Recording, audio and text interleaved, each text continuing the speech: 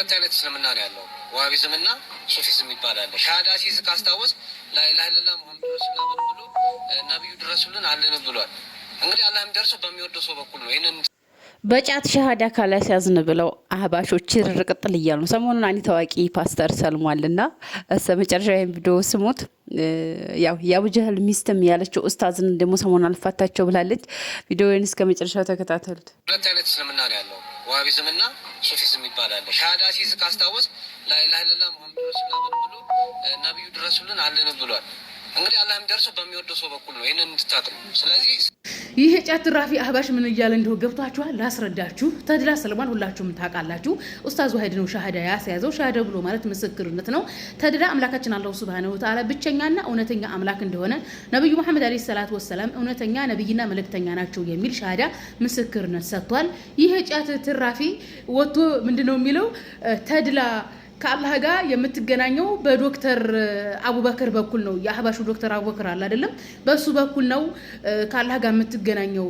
አላህ ጋር ለመገናኘት አላህ የሚወደው ሰው ያስፈልግሃል። አላህ ዶክተር አቡበከርን ይወዳል። ስለዚህ አላህ ሆይ በዶክተር አቡበከር ይሁንብህ ድረስልኝ ነው ማለት ያለብህ። እስልምና ሁለት ነው፣ ሶፊያና ምናምን እያለ እየቀባጠረ ነበር። እኔ የምለው በቆማችሁ የሚቀብራችሁ ዘመድ የላችሁም እንዴ? ደናቁርቶች። አምላካችን አላህ ሱብሃነሁ ወተዓላ ቁርአን ላይ እኔ ሙስሊም ነኝ ካለ በላይ ቃሉ ያማረ ማን አለ ብሏል። እኛ በቁርአንና በሐዲስ የመጣልንን ሙስሊሞች ነን እንላለን እንጂ የማንም መንደር የሸህና ቃልቻ ተከተለን ሶፊይ ነኝ አህባሽ ነኝ ምናምን አንልም።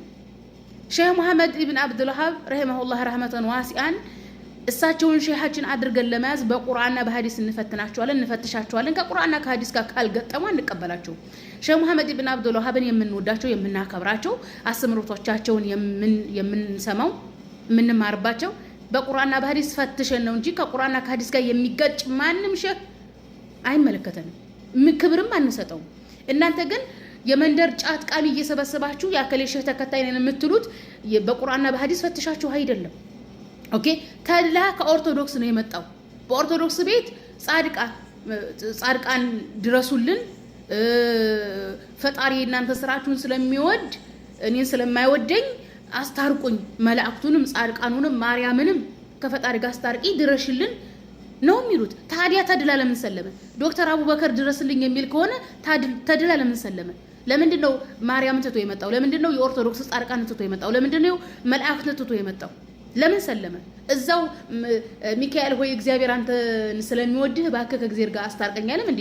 ያንተን ጫቃሚ ዶክተር አቡበከር አላህ ይወድሃል አላህ ጋር አገናኘኝ ከሚል በእስልምና ሃይማኖት እዚህ ምድር ላይ የሰው ልጅ በህይወት ካለ ምንድነው የሚያደርገው? አምላኪ ሆይ ድረስልኝ ነው የሚለው በቀጥታ እንዴ።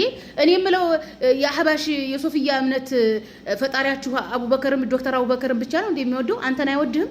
ይህ ብሎ ማለት እኮ አይ አላህ የሚደርሰው በሚወዱ ሰው በኩል ነው ብሎ ማለት እኛን አይወደንም ማለት ነው። አምላካችን አላሁ ሱብሃነሁ ወተዓላ በፍጥረቶቹ በሰዎቹ በአዳም ዘር መካከል ልዩነት አያደርግም። ልዩነት የሚያደርገው ልበ ንጹህ አማኝ ሆነን ያንን ሊወደው ይችላል። ኦኬ፣ ልዩነት የለም። እኔም አንቺም አንተም አላህ ዘንድ እኩል ነን። ስለዚህ አላህ ሆይ ድረስልን፣ አላህ ሆይ ማረን እንላለን። እኛ ቀጥታ ማርያምም ሚካኤልም ገብርኤልም አቡበከርም ጻድቃንም አያስፈልጉን። ጻድቃን ማርያምና ገብርኤል እንደኛ ምኖች ናቸው? የአምላክ ባህሪያዎች ናቸው። ከነሱ ጋር አማኝ ነን፣ እኩል አማኝ ነን። እነሱ የጸደቁበትን እኛ መጽደቅ እንችላለን። እነሱ የጸደቁት በእምነታቸው እኛም በእምነታችን መጽደቅ እንችላለን። እንዴ ተድላ እኮ ቢራ ይወዳል እኮ። ምንድነው ቢራ የከለከለ ፈጣሪ አላቅም ምናምን ሲል አልነበረም እስከዛሬ? ታዲያ ቢራን ትቶ ለምንድነው ወደ ጫት መናኸሪያ የሚመጣው? በመጨረሻ የምናገረው እንደነዚህ አይነት ደንቆሮች እየወጡ የሚናገሩት መንደር ለመንደር ጫት ቦታ የሚወራው ነው። ምንድነው ያለው? ሼህ መሐመድ ኢብን አብዱል ወሃብ ከእንግሊዞች ምናምን እያላፉን ሲከፍት ነበረ።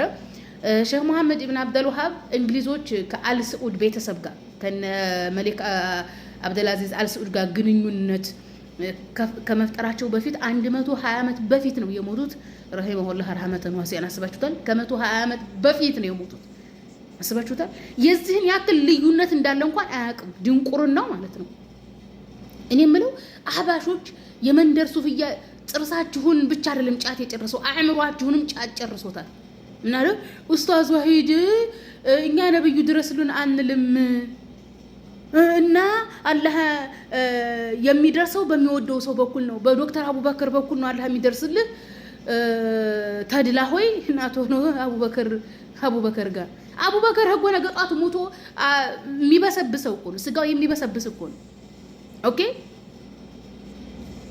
ይቼ ጫት ትራፊ ደግሞ ሌላው አህባሽ ኡስታዝን የምትላቸውን ስሙን ይመልሰጥበታል መጨረሻ ላይ ና እንደሰማነው ስቲም ኦር ሞሮኮ ኳሲቱ አይደለችም፣ ሌላ ሞሮኮ እናንተ አታውቁት ያውቁታል።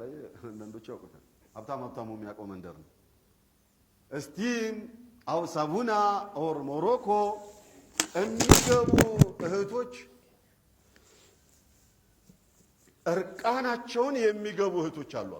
እርቃናቸውን እንደተخلቁ ላፓንት ወላጡት ማሳጃ እንደተخلቁ የሚገቡ እህቶች አሉ። እኔ የምለው ለርሶን ያ ጥያቄ አለኝ። እዛ ቦታ ምን ሊሰሩ ሄደው ነው? ሰው እኔ ቤቴ ሻወር ስታጠብ ልብሴን አውልቄ ነው አይደል እንደምታጠበው። ሳሙናም ይሁን ሞሮኮም ይሁን ስቲምም ይሁን የሴትና የወንድ የተለየ ቦታ አለ፣ ማንም የሚያውቀው ነው። እርሶ ግን እዛ ጋር ምን ሊሰሩ ሄደው ነው? ይሄንን መልሱት። አንተና አሁን ኡስታዝ ብሎ የሚከተል አይጠፋም። እናንተ ውሏችሁን የትም ስትዞሩ ትውላላችሁ። እየመጣችሁ በዳዕዋ መልክ ለሰው ልጆች ልትነግሩና ልታስተምሩ ትፈልጋላችሁ። ያ ሞሮኮ ስቲም ወይም ደግሞ ሌላም ነገር የሴትና የወንድ የተለያየ ቦታ ነው ያለው። ይሄ የታወቀ ነው። እርሶ ግን የሴቶቹ ቦታ ሄዶ ልብሳቸው ምንም እንዳለበሱ ለምን አዩ? ምን ይሰሩ ነበር እዛ ቦታ? እናንተ እኮ እስልምናን አትወክሉም። እስልምናን ወክላችሁ አይደለም የምታወሩት ሁሉ ወሬ። እንደዚህ አይነት አሉባልታ እስልምና ውስጥ የለም። ቃል አላህ ቃል ረሱል ከቁርአንና ከሐዲስ እንጂ እንደዚህ አይነት የብልግና ወሬ ያመጣችሁ እዚህ ጋር አታውሩብን። ወጣቱን ምን ልታስተምሩት ነው? አሁን ከዚህ ወሬያችሁ ወሃቢያ የትም ትውላላችሁ። ውሏችሁን እያመጣችሁ በሐዲስ መልክ ልታቀርቡ ትፈልጋላችሁ። እሺ አሁን ይሄ ከዚህ ንግግር ምንድነው ማህበረሰቡ የሚማረው? ይሄ ትውልድ ምንድነው የሚማረው ከዚህ? እንትና አለበሰችም እንትና አለ እሱ ደኸልና نحن شخصنا አትጠጡ። ከጠጣችሁ ቲክቶክ ላይ አትውጡ። እንዴ ይሄ ሰውዬ ጭራሽ ዘመድ የለው እንደሚያ እሺ ወገናችን ምን ሊሰሩ ሄደው ነው አልሽ? እሳቸው ግን አሉ ነው ያሉት። አሉ መሳጭ ቤት አዲስ አበባ ላይ ብዙ ጊዜ መሳጭ ቤቶች አሉ። እነዛ መሳጭ ቤቶች ጋር ሀብታሞች ይሄዳሉ። በዛ ላይ ደግሞ ሴቶች እዛ መሳጭ ቤት ከሴቶች ጋር ይገናኛሉ። በዛ ምክንያትም ዝሙት ይፈጠራል። ስለዚህ በዚህ በኩል ጥንቃቄ እንዲታደርጉ ለወጣቶች ትምህርት እየሰጡ ነው። አንቺ እንደሆነ አይገባሽ። ስለ ጫት ካልተወራ፣ ስለ ቀብር አፈር መቃብ ካልተወራ አይገባሽም። እና አንቺ ሀቁ መቀበል አትፈልጊም። መቀበል በቃ የሆነ ጠማማ ስለሆንሽ የምታስቢው ጠማማውን ነገር ነው እንጂ ኡስታዝ ብለው የሚከተሉት አይጠፉም አልሽ። ጀግና ኡስታዝ ናቸው። በጣም አንደበታቸው የሚጣፍጥ ሁሉም ሰው የሚሰማቸው ናቸው። አንቺ ያለ ደነዝ ግን መቼም አይገባውም ማለት ነውና አንቺን የሚገለግለን ሰው ጠፋ። አግብቶ እንኳን የሚገለግለን የሚያገባሽ እንኳን አጣሽ የኔ እናት።